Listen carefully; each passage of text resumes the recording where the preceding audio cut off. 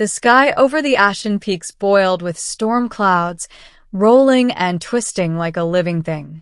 Far above the jagged ridges, wings beat furiously, two figures locked in a desperate chase. One was a massive dragoness, scales pale as snow and streaked with battle scars. The other, a monstrous aerial predator known only as the Stormclaw, its talons glinting with lightning as it screamed through the wind.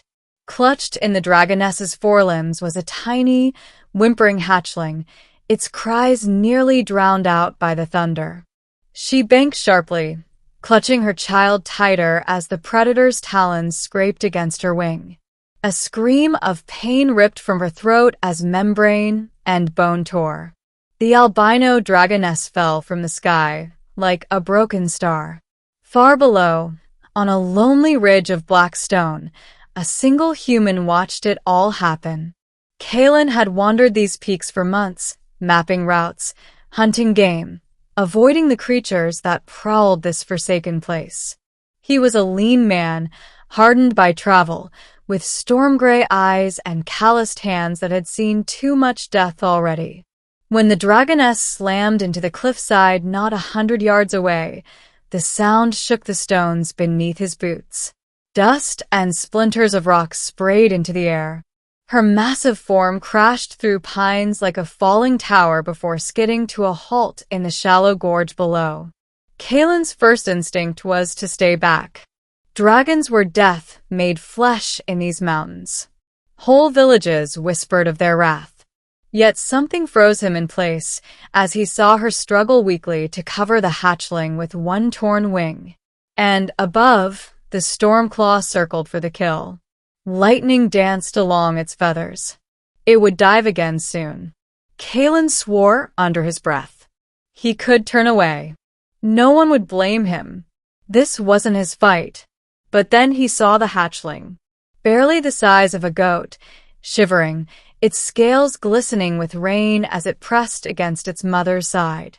It let out a tiny, pitiful cry. Something in Kalen's chest twisted. Before he realized it, his bow was in his hands. The Stormclaw shrieked and dove. Kalen planted his boots against the wind, knocked an arrow, and exhaled slowly. He was no ordinary hunter. His arrows carried iron tips forged in the lowlands, rumored to pierce even dragonscale if shot true. The predator closed in, talons outstretched. Kalen loosed. The arrow vanished into the storm and struck deep into the creature's shoulder joint. The Stormclaw screamed, spiraling off course as black blood sprayed across the wind. It crashed into the treeline below, snapping branches as it vanished from sight. Silence fell over the gorge, broken only by the dragoness's ragged breathing. Kalen approached carefully, bow lowered. The albino dragoness shifted as he neared, curling her body protectively around the hatchling. Her torn wing dragged in the mud, bone jutting at impossible angles. Rain streaked her pale scales like silver tears. Kalen stopped several paces away.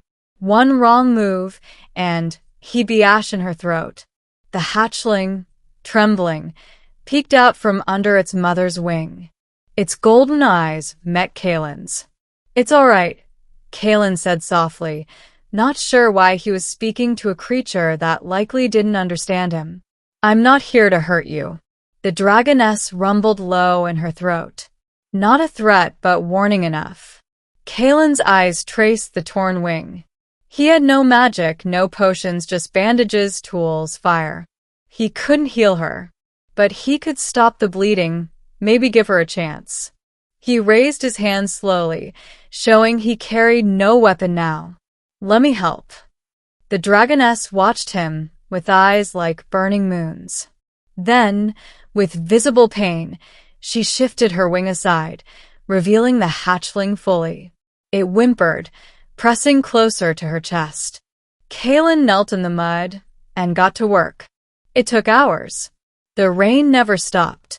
The dragoness never moved except to flinch when he tightened the makeshift splints.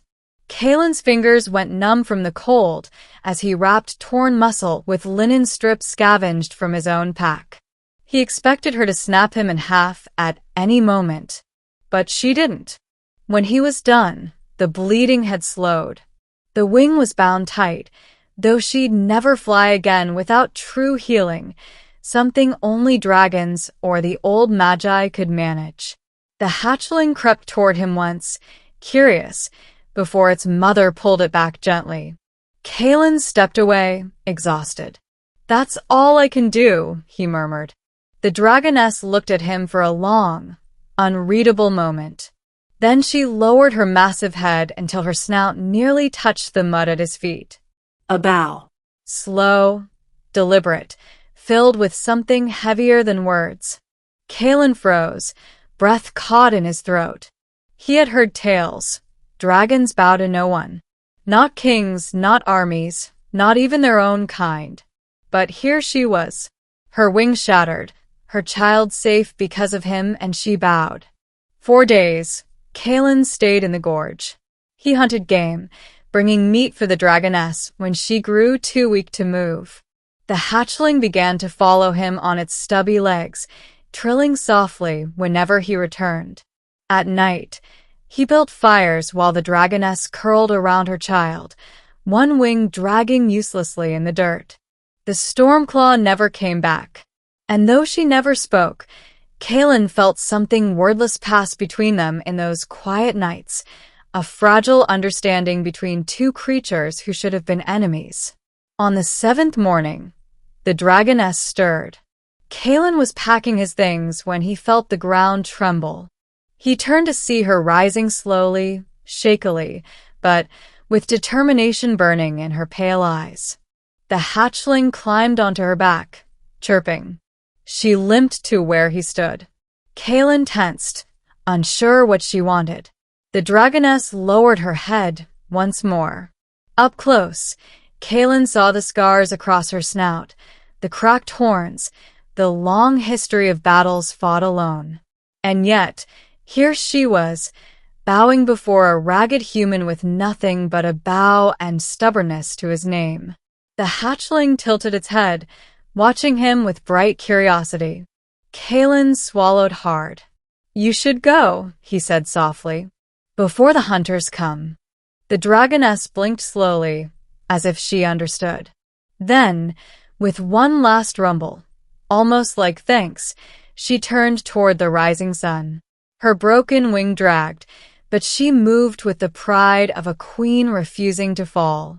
Kalen watched as she and her child vanished beyond the ridges, two pale shapes against the storm-lit horizon.